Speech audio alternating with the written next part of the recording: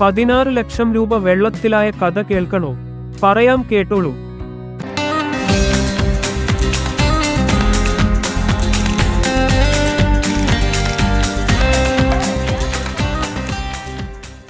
ചുരുങ്ങിയത് 10 മണിക്കൂറെങ്കിലും തുറന്ന് പ്രവർത്തിക്കും. അപ്പോൾ ഒരാൾ 1 മണിക്കൂർ വ്യായാമം ചെയ്യുന്നു എന്ന് കണക്കാക്കിയാൽ 600 പേർക്ക് ഇത് വ്യായാമത്തിന് ഉപയോഗിക്കാൻ പറ്റും. പക്ഷെ പലർക്കും 1 മണിക്കൂറൊന്നും വ്യായാമം ചെയ്യാനാവില്ല. അരമണിക്കൂറെന്ന് കണക്കാക്കിയാൽ 1000-ലേറെ ആളുകൾക്ക് ഇത് ഉപയോഗിക്കാൻ കഴിയും. 16 ലക്ഷം രൂപ വെള്ളത്തിലായി യാഥാർത്ഥ്യം കാണണോ? വരൂ, പാലക്കാട് കോട്ട മൈതാനത്തിലേക്ക്.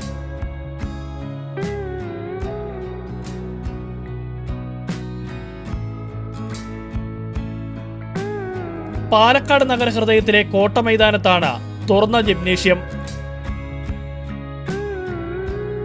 വ്യായാമം ചെയ്യാൻ പ്രായഭേദമന്യേ ആർക്കും ഇവിടേക്ക് വരാം.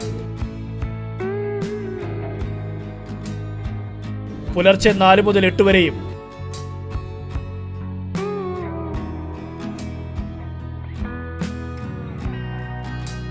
ഇതിന്റെ ഒരു കാല പ്രവർത്തിക്കാതായിട്ട് വർഷങ്ങളായി.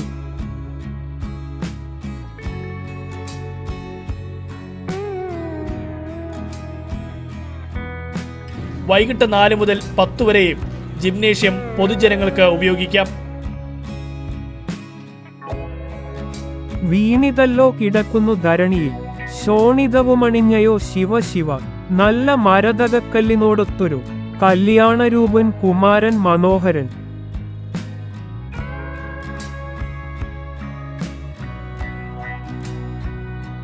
നമ്മളെ മാതിരി വയസ്സായവർക്കും പ്രയോജനപ്പെടും. ഇടുപ്പ് എല്ലാം ഇതാക്കിയിട്ട് ഇതൊക്കെ ഇങ്ങനെ അടിക്കുമ്പോഴൊക്കെ നന്നായി ആട്ടുമ്പോൾ കാലിനൊരു ഇതൊക്കെ ഉണ്ട്. ഈ സുവർ അങ്ങനെയുള്ളവർക്കൊക്കെ കുറച്ച് നല്ല വേർപ്പ് അതൊക്കെ വരും.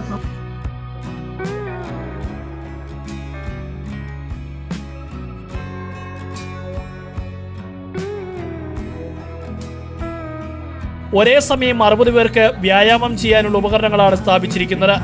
MP രാജേഷ് MPയുടെ പ്രാദേശിക വികസന ഫണ്ടിൽ നിന്ന് 16 ലക്ഷം രൂപ മുടക്കിയാണ് നിർമ്മാണം.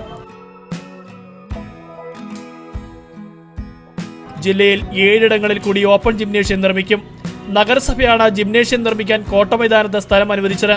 പദ്ധതിയുടെ ഉദ്ഘാടനം MP രാജേഷ് MP നിർവഹിച്ചു. സർക്കാർ ഖജനാവിലെ ഫണ്ട് ഉപയോഗിച്ച് തുടങ്ങിവെക്കും. പത്രമാധ്യമങ്ങളിൽ വാർത്ത വരും. തുടർ സംരക്ഷണ പ്രവർത്തനങ്ങളിൽ യാതൊരു നടപടിയും ജനപ്രതിനിധികൾ സ്വീകരിക്കാറില്ല.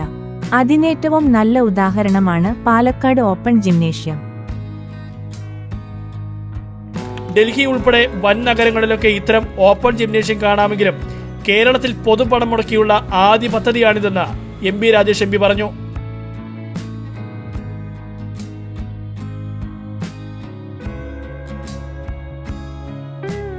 പൊതുജനങ്ങൾക്ക് ഏറ്റവും പ്രയോജനകരമായ ഒരു പദ്ധതിയുടെ തുടർ സംരക്ഷണത്തെക്കുറിച്ച് പൊതുവിൽ രാഷ്ട്രീയ പാർട്ടികൾക്കും ജനപ്രതിനിധികൾക്കും യാതൊരു അവബോധവുമില്ല എന്നതാണ് യാഥാർത്ഥ്യം.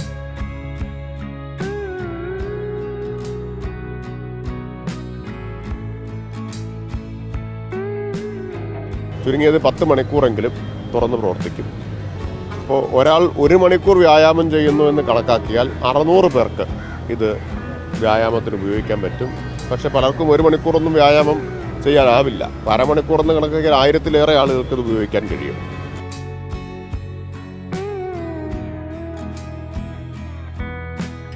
ഉപയോഗശൂന്യമായ ഈ പാഴ്വസ്തുക്കൾ ഉപയോഗമാക്കാൻ ഇന്നാട്ടിലെ ബന്ധപ്പെട്ടവർക്ക് നേരമില്ലാത്തതുകൊണ്ടാണോ ഇത് ഇങ്ങനെ കിടക്കുന്നത്?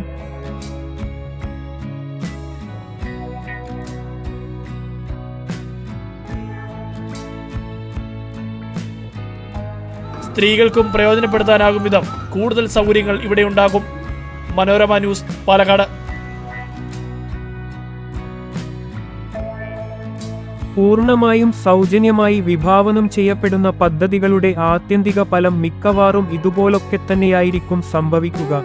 അതുകൊണ്ടുതന്നെ ദീർഘവീക്ഷണത്തോടുകൂടി ഈ മേഖലയിൽ പ്രവർത്തിക്കുന്ന സന്നദ്ധ സംഘടനകളെ ഏൽപ്പിക്കുകയാണെങ്കിൽ ഗുണഭോക്താക്കളിൽ നിന്നും നാമമാത്ര യൂസർ ഫീ ഈടാക്കിക്കൊണ്ട് തുടർ സംരക്ഷണവും നടത്തിക്കൊണ്ടുപോകലും സാധ്യമാക്കാവുന്നതാണ്.